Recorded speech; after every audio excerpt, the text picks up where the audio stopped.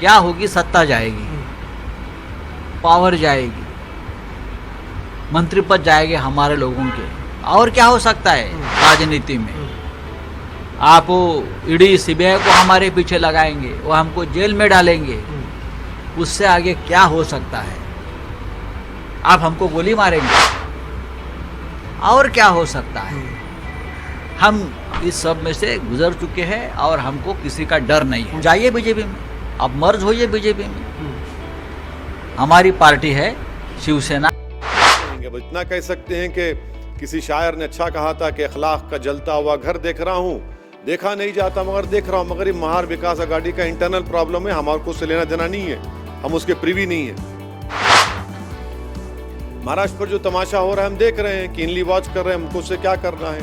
हम 8 साल से जब ये बातें कर रहे थे तो आप हम पे उंगली उठाते थे, आप हमारा मजाक उड़ाते थे, हम पर झूठे इल्जाम लगाते थे। आज आप पर भी तो देख रहे हैं, हम भी कीनली ऑब्जर्व कर रहे हैं। देखिए क्या हो रहा है, बंदरों का नाच हो रहा है, कोई रीछ का नाच हो रहा है।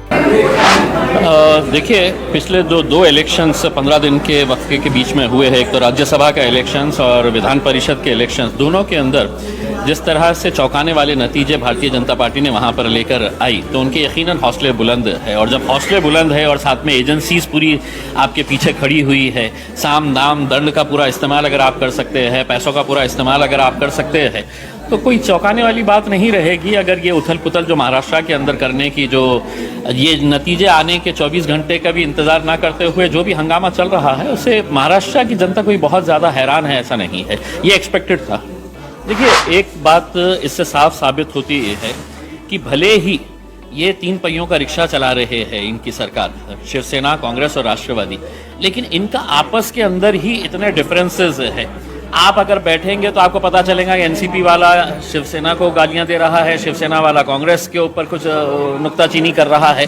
तो भले ही ये सरकार चला रहे थे, क्योंकि तीनों को मालूम था कि अगर हम तीनों अलग हो गए तो हमारे हाथ से सत्ता निकल जाएगी। तो एक मजबूरी थी और कहीं ना कहीं एक वेस्टेड इंटरेस्ट था कि नहीं चलो साहब कैसा तो भी कॉम्प्रोमाइज़ करेंगे और धक्का करके तो अपना 5 साल खींच के निकालेंगे करके उसमें। लेकिन बहुत ज़्यादा जब सर के ऊपर हो गया तो भारतीय जनता पार्टी को लगा कि चलिए अब ये मौका है, लोहा गर्म है, हथौड़ा मार दिया जाए तो ना। देखिए, हमारे राजनीतिक मतभेद हो सकते हैं, लेकिन आदित्य ठाकरे एक बहुत ही एफिशिएंट मिनिस्टर बोल के सामने आया था उसमें। अगर किसी मंत्री को ऐसा लग रहा था ये तो लड़का है, ये छोटा सा लड़का है, हम तो इतने सालों से हमने शिवसेना को लेकर आए हैं, उनकी नाराज़गी स्वाभाविक थी कि साहब हम तो इतने सीनियर लीडर्स हैं, हम तो बाला साहब ठाकरे के टाइम से हम आ रहे हैं और आज इस लड़के को प्रमोट किया जा रहा है।